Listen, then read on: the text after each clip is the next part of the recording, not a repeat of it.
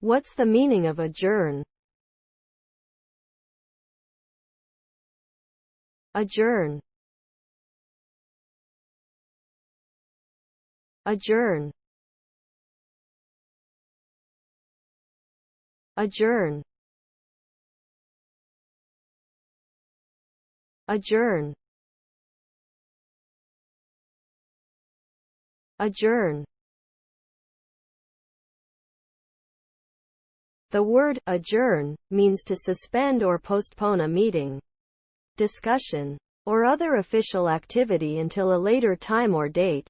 When a motion to adjourn is passed, the meeting or session is immediately terminated and all unfinished business is held over to the next scheduled meeting. The result of an adjournment is that the group involved in the meeting or activity will have to reconvene at a later time to continue their work.